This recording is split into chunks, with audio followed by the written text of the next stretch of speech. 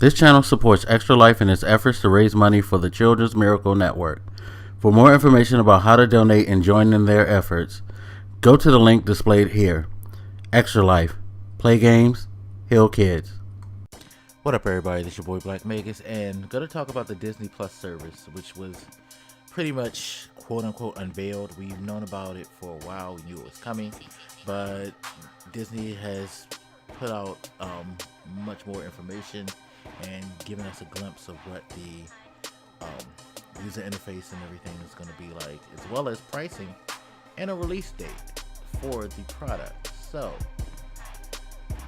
coming on November 12th, 2019, for only $6.99 a month, mind you. That was the biggest shocker to me, that this thing was only going to be $7 a month, or $70 for a full year subscription. So you could either pay the $7 a month, which would average out to about what, $84. I think, yeah, $84 a year, or you just pay $70, save yourself $14.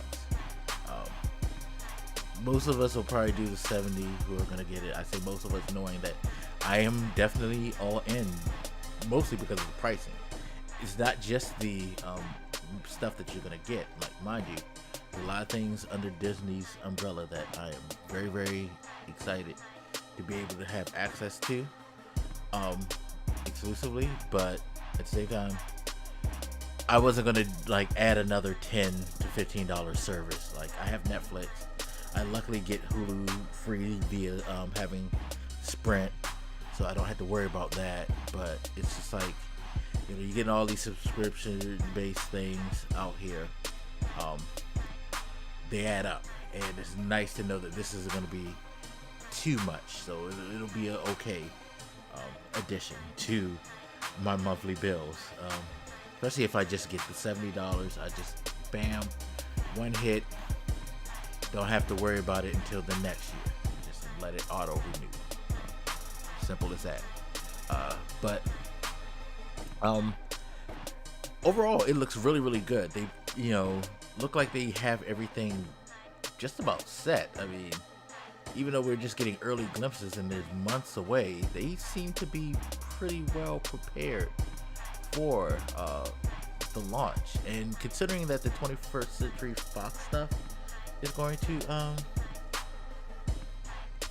be coming as well, it's going to be interesting how Disney carves its place in the streaming service market. A lot of people think that it's going to kill Netflix. If you think it's going to kill Netflix, you're an idiot. Netflix is its own unique thing. They have gone from just being a service that allows you to stream movies, TV shows from all different media companies. They are their own media company. They produce probably the most content out of anybody, not just in the streaming business, but overall. I mean, they put out hundreds of movies. They've got a shit ton of TV shows. They've been killing it on the documentary circuit lately. They do the comedy specials with like top name comedians. Netflix is just more than a streaming service.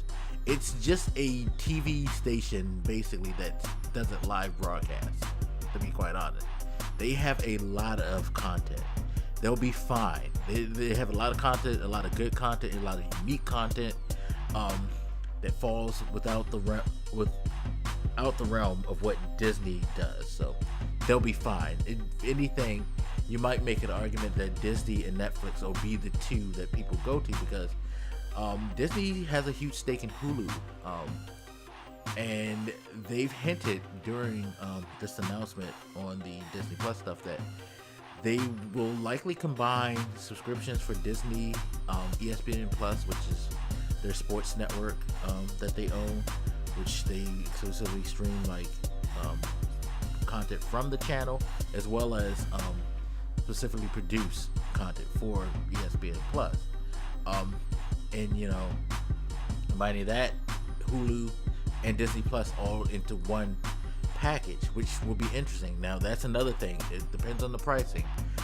It's kind of unique for me because I'm wondering how that's going to work. Because I get it free through Sprint, so I don't have to worry about it. That being said, for someone like me who I do like a lot of the content under Disney, because remember, Disney includes all the Marvel stuff, all the Pixar stuff, whatever they're acquiring from 21st Century Fox now, so you can probably throw that in eventually.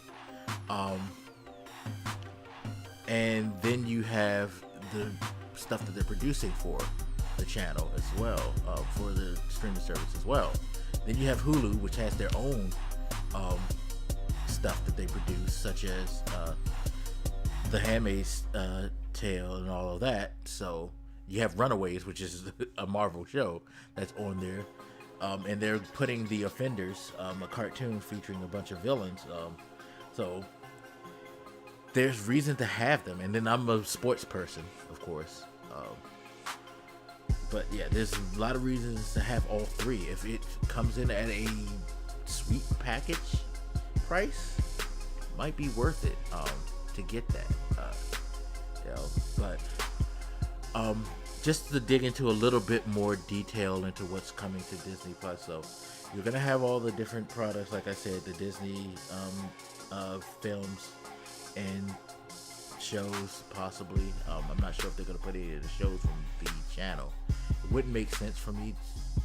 It wouldn't make sense to do that, but I could see them possibly moving some of the older shows that are debuted on the Disney Channel to Disney Plus for people to consume. You're going to get, like I said, Pixar stuff, Marvel stuff, Star Wars stuff, and you're getting exclusive TV shows. So just to name a few, they're going to start off, and at launch you're going to be able to watch The Mandalorian, which is going to be a Star Wars based show based on the bounty hunter characters. I'm not sure if they said exactly which Mandalorian they're going to be focusing on, but it's probably not Boba Fett, if I recall. Then High School Musical, they're going to have a TV series that's going to come day and date. So they already got those two shows. But within the first year, you're going to get a show called Diary of a Female President. You're going to get The Falcon and the Winter Soldier. Mind you, all the Marvel stuff, live action Marvel stuff that they do, will feature the actual actors from the film. So Falcon and Winter Soldier will have Anthony Mackie and Sebastian Stan playing their roles. Loki, which will have Tom Hiddleston, comes in year 2. There's a show called the Untitled Cassian Andor series. Not sure exactly what that. You got WandaVision, which will feature Paul Bettany, and I forget the young lady's name who plays the Scarlet Witch, but they will be in the show doing that in year 2. You're gonna get a few animated shows, including Clone Wars, which will be in year 1. Marvel's What If, which is a comic series where they go over different what if scenarios, which should be very interesting. Both of those are coming in within the first year, so that's going to be pretty damn cool. They're doing a bunch of documentary series, including a Marvel Hero Project show, which is going to be at launch. Most of the documentary series are going to be at launch, it looks like, from what I see on this list. There's a few Marvel ones, and just a ton of different stuff. They do own National Geographic, so the documentary thing does play for them. They're gonna have some original films, such as they're going to have a Phineas and Ferb film. They are going to have a new Lady and the Tramp film, and so on. And then, of course, recent release things will be available, like Captain Marvel should be available at release, Toy Story 4, Avengers Endgame, things like that. Yeah, they're going to have a hell of a library. I mean, looking at all the stuff that they're bringing from the Disney Vault. That's another thing I think is going to make this attractive. Is a lot of people hate how Disney vaults their movies. Well, you want access to the vault, give them $7 a month or $70 a year, and you get all the access to the vault you want. So, you know, things like that. Now that I look at the list, they are going to put the TV shows on because they're going to have a lot of older TV shows. They're going to have the original DuckTales and the new DuckTales. They're going to have Boy Meets World, Goof Troop. Oh shit. Kim Possible is going to be on there. Malcolm in the Middle. Oh shit. They're going to bring the Ultimate Spider-Man's cartoon on. It's going to be there. Nice. All the older Star Wars, Clone Wars, so that'll go with the final season. That's so Raven. The Simpsons is going to be on there. That's where you're going to be able to find your Simpsons shit. So it's funny because it was always a speculation. It's like, Fox don't really let the Simpsons go, but yeah, Simpsons is there. So I'm wondering what the rerun thing for the Simpsons on FX is going to be like, if at all. But yeah, so they're going to have a lot of shit for you to consume. Like, seriously. $7 a month for all this shit? Man, that's not a bad deal. That is not a bad deal at all. Like, seriously. Kudos on you. And, you know, hey, it's going to be interesting to see what other original content that they're going to be bringing to the table. It's gonna be wild. It's gonna be definitely wild because there's rumors flying around about more Star Wars live action stuff, all that. You got Chris Evans tabbed to direct some stuff on that service. It's gonna be very, very interesting to see how this all shapes out. But I know I'm gonna invest in it. I'm curious. Are you guys going to just sound off in the comment section if you would please? So with that said, feel free to hit me up. Let me know what you think, and I'll holler you later. It's your boy Blak Magus, and I'm out. Deuces.